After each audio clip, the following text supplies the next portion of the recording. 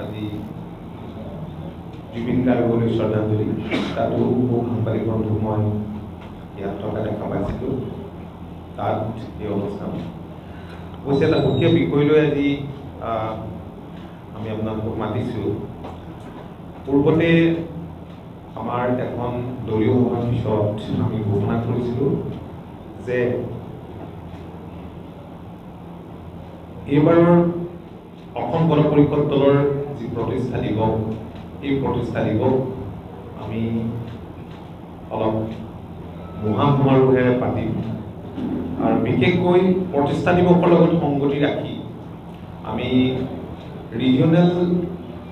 পাৰ্টিবোৰৰ এখন কনক্লেভ আমি অনুষ্ঠিত কৰাৰ সিদ্ধান্ত লৈছিলোঁ আৰু এক বিশাল ৰেলী আমি ভেটেনেৰী খেলপথাৰত অনুষ্ঠিত কৰাৰ সিদ্ধান্ত লৈছিলোঁ 14 তাৰিখে আৰু 13 তাৰিখে আমি অনুষ্ঠিত কৰিবলৈ সিদ্ধান্ত লৈছিলোঁ ৰিজিয়নেল পাৰ্টিজ কনক্লেভ সেইমতে আমি প্ৰস্তুতিৰ শেষৰ ফাললৈ আমি গৈ আছিলোঁ ইতিমধ্যে উত্তৰ পূৰ্বাঞ্চলৰ ৰাজনৈতিক দলকেইটাক মুখ্যমন্ত্ৰী আমি দুগৰাকী আমি মহন্ত ডাঙৰীয়া মই আৰু কেইগৰাকীমান সতীৰ্থ হৈ লগ কৰিছিলোঁ নিমন্ত্ৰণ জনাই আহিছিলোঁ সন্মতি প্ৰকাশ কৰিছিলে বাকী দিল্লীত কৰোঁ তাত AIADMK ছিকিম ক্ৰান্তিকাৰী মৰ্চা আৰু অন্যান্য যিকেইটা আঞ্চলিক ৰাজনৈতিক দল আছে এই দলবিলাকৰ নেতৃবৃন্দক লগ পাইছিলোঁ চন্দ্ৰবাবু নাইডু ডাঙৰীয়াকো নিমন্ত্ৰণ জনোৱা হৈছিল পৱন কল্যাণ ডাঙৰীয়াকো নিমন্ত্ৰণ জনোৱা হৈছিল এনেকৈ প্ৰায়বিলাক ৰাজনৈতিক দলকে বিশেষকৈ আমি উত্তৰ পূৰ্বাঞ্চলৰ ৰাজনৈতিক দলবিলাকৰ উপস্থিতিটো আমি নিশ্চিত কৰিছিলোঁ কিন্তু যোৱা 19 ছেপ্টেম্বৰ তাৰিখে যি ঘটনা সংঘটিত হ'ল জুবিন গাৰ্গৰ মৃত্যু ঘটিল আমাৰ প্ৰিয় শিল্পীগৰাকী এতিয়াও শোকত ম্ৰিয়মান হৈ আছে ৰাজ্যবাসী দৈনন্দিন বিভিন্ন বাতৰি ওলাই আছে পৰিৱেশটো এতিয়াও এনেকুৱা হোৱা নাই আমি যেনেধৰণেৰে এটা বিভিন্ন সাংস্কৃতিক অনুষ্ঠানেৰে কাৰ্যসূচীবোৰ আৰম্ভ কৰাৰ সিদ্ধান্ত লৈছিলোঁ 13 তাৰিখৰ দিনটো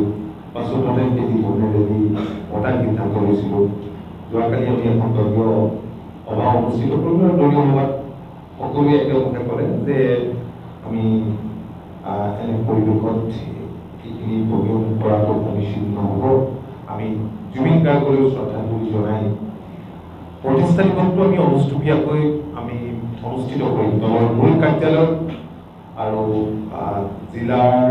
সদৰ কাৰ্যালয়ত আৰু লগতে সমষ্টি সমিতি মূল কাৰ্যালয়ত আৰু য'ত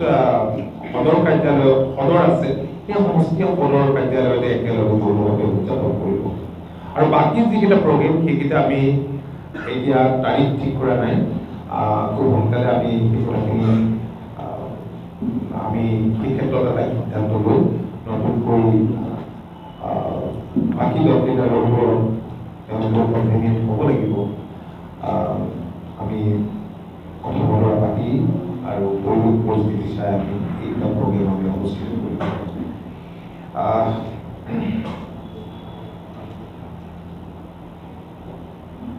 আৰু আমি প্ৰতিষ্ঠা দিৱসৰ দিনটোত প্ৰতিষ্ঠা দিৱসৰ লগতে জুবিন গাৰ্গলৈ এটা শ্ৰদ্ধাঞ্জলি অনুষ্ঠান ৰাখিবৰ কাৰণে আমি ইতিমধ্যে নিৰ্দেশ প্ৰদান কৰিছোঁ আমাৰ জিলা সাংগঠনিক স্তৰ আমাৰ অন্যান্য এই বিষয়টোৰ লগত গভীৰভাৱে জড়িত হৈ দোষী ব্যক্তিক বিচাৰি উলিয়াবলৈ যাৱতীয় ব্যৱস্থা গ্ৰহণ কৰিছে SIT দিছে আৰু ইয়াৰ উপৰিও উচ্চ ন্যায়ালয়ৰ মুখ্য ন্যায়াধীশলৈ যি আবেদন কৰিছিল তেখেতে একচেপ্ট কৰি পেলাই এজন জাজৰ জৰিয়তে এই বিষয়টোৰ তদন্ত কৰাৰ ব্যৱস্থা কৰিছে আৰু মুখ্যমন্ত্ৰী ডাঙৰীয়াই যোৱাকালি নিজে কৈছে ফেচবুক লাইভতে কৈছে যে যিসকলে অভিযোগ দিছে সেই অভিযোগ দিয়াসকলে এফিডেভিটৰ জৰিয়তে এই আয়োগৰ ওচৰত তেওঁলোকে যিখিনি মন্তব্য দিব লাগে ক'বলগীয়া আছে সেইখিনি ডেফিনেটলি ক'ব পাৰিব গতিকে জুবিন গাৰ্গৰ মৃত্যুটো আমাৰ ৰাজ্যখনৰ অকল ৰাজ্যখনৰ নহয় দেশখনৰ এক অপূৰণীয় ক্ষতি, দেশৰ এক অপূৰণীয় ক্ষতি। সংগীতৰ ৰাজপুত্ৰ আৰু আপোনালোকে আমি সকলোৱে প্ৰত্যক্ষ কৰিছোঁ যে অন্ত্যেষ্টিক্ৰিয়া বা মানুহ এজন মৃত্যুৰ পিছত এনেদৰে শোক প্ৰকাশ কৰা মানুহৰ সংখ্যা, এনেকুৱা দৃশ্য হয়তো আমি যোৱা দিনবিলাকত কমেই আমি দেখা পাইছোঁ। গতিকে জুবিন আমাৰ সম্পদ আছিল, সংগীতৰ ঐতিহ্য আছিল, তেওঁৰ মৃত্যু আমাৰ ৰাজ্যখনৰ অপূৰণীয় ক্ষতি। আমি ভগৱানৰ ওচৰত এটাই প্ৰাৰ্থনা জনাওঁ যাতে সোনকালে আৰু জুবিনৰ দৰে ব্যক্তি যি কম বয়সতে আমাৰ সমাজখনক, আমাৰ জনজীৱনক ইমানখিনি অৱদান দিব পাৰে, তেনে ব্যক্তিৰ জন্ম হওক আৰু তেওঁৰ আত্মাই চিৰশান্তি আমি কামনা কৰিছোঁ। আৰু কিবা নাই? ধন্যবাদ। চাহ তাহ খুৱাই দিব লাগে, প্ৰতিষ্ঠা দিব পৰা হয়। তাৰ উপৰিও এইটো এটা বিশেষ শ্ৰদ্ধাঞ্জলি অনুষ্ঠান এটা তাতে থাকিব। এইখিনি আৰু অন্য যদি কিবা কথা আছে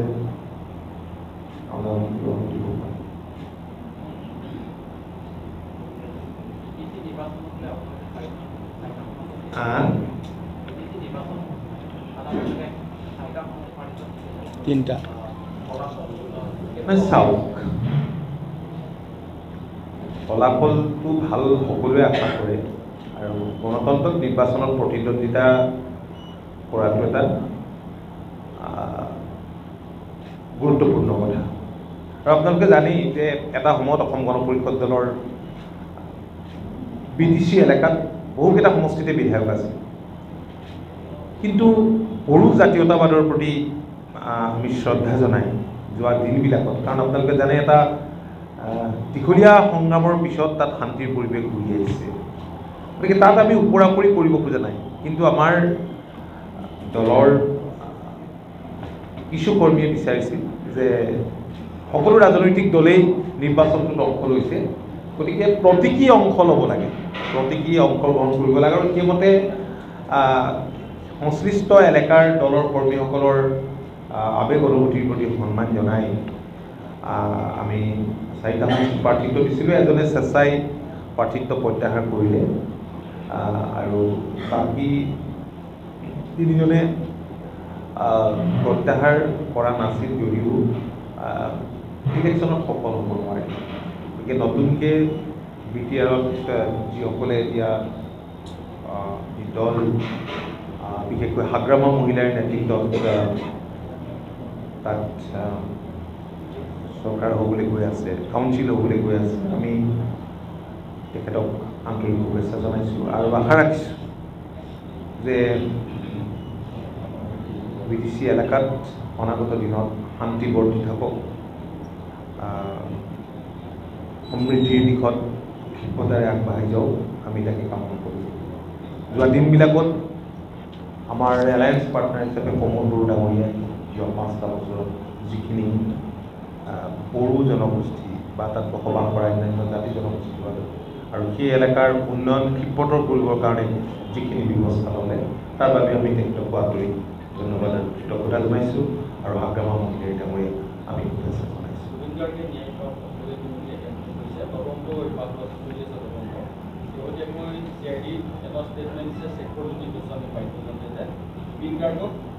মই বুজি নাপাওঁ CID ষ্টেটমেণ্টবিলাক কেনেকৈ লাগিব। এইকেইটা দিনত বিভিন্ন ধৰণৰ কথা বা বাতৰি সংবাদ মাধ্যমত প্ৰচাৰ হৈ আছে, গতিকে মেটাৰটো যিহেতু চাব জুডিচ আৰু এটা চেঞ্চিটিভ মেটাৰ, গতিকে এই ক্ষেত্ৰত মই বিশেষ কমেণ্ট নিদিওঁ। কিন্তু এটা কথা আমি সজোৰে দাবী উত্থাপন কৰোঁ আৰু আমি জোৰকৈয়ে কওঁ যে জুবিনে ন্যায় পাব লাগিব, জুবিন গাৰ্গে ন্যায় পাব লাগিব, ৰাইজে বিচৰা ধৰণে ন্যায় পাব লাগিব। মানুহৰ মনত যি শংকাৰ সৃষ্টি হৈছে, শংকা যিদৰে ঘনীভূত হ'বলৈ ধৰিছে, গতিকে দোষী ব্যক্তিক বিচাৰি উলিয়াই দোষীয়ে শাস্তি পাওক, সেইটো আমি মনে প্ৰাণে কামনা কৰোঁ। আৰু সেইবাবে আমাৰ দলৰ তৰফৰ পৰা মাননীয় মুখ্যমন্ত্ৰীক আমি এখন আবেদনো দিছোঁ। আমি কৈছোঁ যে উচ্চস্তৰীয় সংস্থাৰ দ্বাৰা তদন্ত হ'ব লাগে,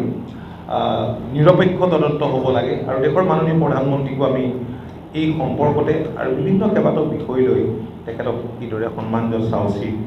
মৃত্যুৰ পিছতো এনেবোৰ কেইটামান বিষয়ক লৈ পেলাই আমি এখন পত্ৰ আমি প্ৰেৰণ কৰিছোঁ। আৰু আপোনালোকে দেখিছে যে মাননীয় মুখ্যমন্ত্ৰী 19 তাৰিখৰ দিনটোৰে পৰা এতিয়ালৈকে